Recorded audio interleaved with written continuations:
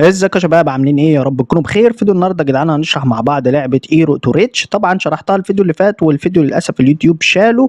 طبعا هنشرح اللعبه وهوريك ازاي تجمع فيها نقاط، وهنجرب ان احنا نسحب منها ان شاء الله في فيديو النهارده. ولكن قبل ما نبدا الفيديو ما ننساش نصلي على النبي عليه الصلاه والسلام، ونعمل لايك للفيديو ده وتشترك معانا في القناه وتفعل زر الجرس. ويلا بينا على طول نبدا الفيديو. طبعا الفيديو ده تجربه شخصيه مش اكتر يا شباب، والفيديو عباره عن شرح وتعليم فقط. هنبدأ إن إحنا ننزّل اللعبة. هاسيب لك رابط اللعبة في وصف الفيديو لو حابب إن أنت تحمّلها وتجرّبها.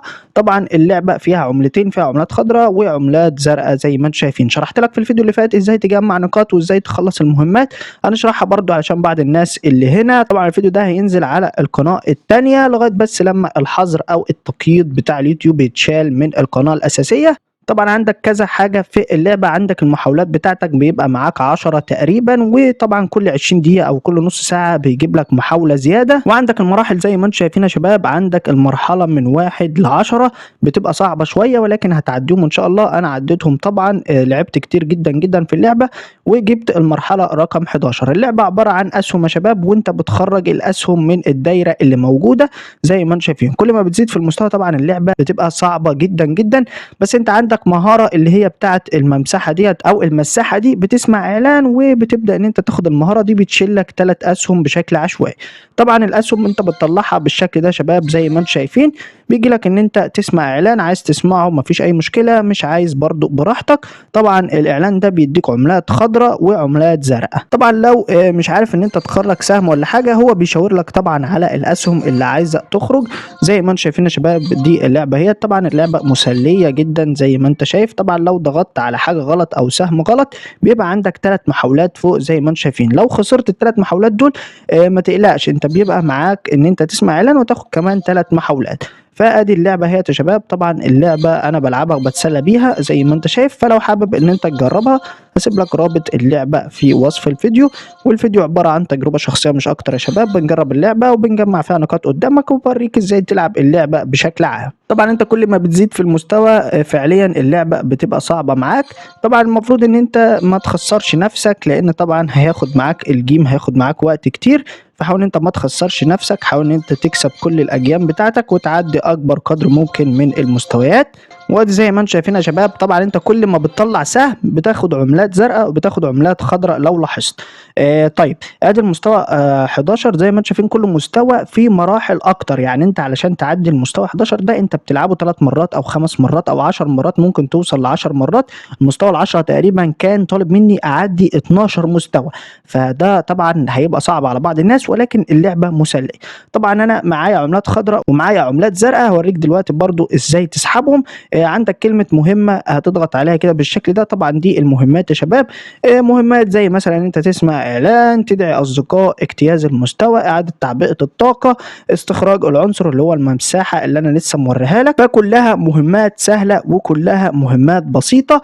عندك كلمة الدعوة برضه تقدر إن أنت تدعي الأصدقاء للعبة أو يجربوا اللعبة. عندك المحاولات لو ضغطت على كلمة زائد بيقول لك هتاخد 3 طاقة لو سمعت إعلان.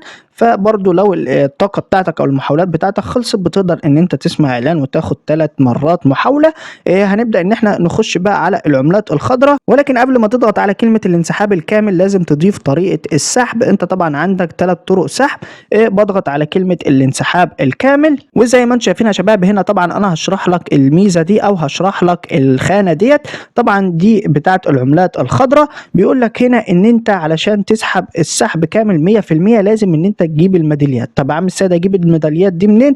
أنت طبعًا بتجيبها من دعوة الأصدقاء. طب يا عم السيد أنا مش معايا ميداليات، وعايز إن أنا أسحب العملات الخضرا دي من غير دعوات. عندك بيقول لك أكمل المزيد من المستويات لتحسين ترتيبك، يعني أنت تقدر إن أنت تسحب ولكن لما تعدي مستويات كتير جدًا، جدًا. طيب أنا دلوقتي معايا 139 ميدالية، فأقدر إن أنا أسحب ال50، ولكن طبعًا أنا مش عايز إن أنا أسحب ال50. بس لو دخلنا على العملات العملات الزرقاء بيقول لك ان انت تقدر تسحب يا معلم بدون شروط، وزي ما انتم شايفين يا شباب طبعا دي تجربتنا الشخصيه مش اكتر، والارباح بتختلف من شخص لشخص. انا ضايف طبعا السحب بتاعي وهضغط على كلمه سحب، انا معايا 139 فهضغط على كلمه سحب بالشكل ده يا شباب. يقول لي تم السحب بنجاح، تم ارسال معلومات معاملاتك الى النظام، سيصل التحويل الى حساب الدفع الخاص بك خلال 3 ايام عمل. طبعا هو مش هيقعد 3 ايام عمل، هو نص ساعه ساعه ساعتين بالكتير. كل اللي عليا اللي انا دلوقتي استنى لغايه لما السحب ده يوصل. طبعا في خلال المده دي ممكن ان انا اخش اكمل المهمات دي واخد نقاط النشاط، سلق في اللعبه وجرب اللعبه زي ما احنا جربناها كده. وطبعا زي ما قلت لك دي تجربتنا الشخصيه مش اكتر. كل اللي عليا ان أنا استنى لغايه لما السحب ده يوصل لي وارجع لكم تاني. طيب يا شباب تاني يوم طبعا فضل يوم علشان السحب يوصل ال139. طبعا كلمة نجاح الماس زي ما انت شايف، والرسالة جات لي على فودافون يا شباب زي ما انتم شايفين تم ايداع 139. طبعا دي تجربة شخصية لسحب العملات الزرقاء من اللعبة الجديدة، وقدامك اهوت اثبات السحب من اللعبة والعملات الزرقاء. طبعا هو السحب اتأخر يوم ولكن مفيش مشكلة، السحب في الأول وفي الآخر وصل لي. فبس ده كان الفيديو بتاعنا. طبعا هسيب لك رابط اللعبة لو عايز إن أنت تجربها، وبشكرك على المشاهدة لغاية دلوقتي. ما تنساش تعمل لايك وتشترك معنا في القناة وتفعل زر الجرس، وسلام.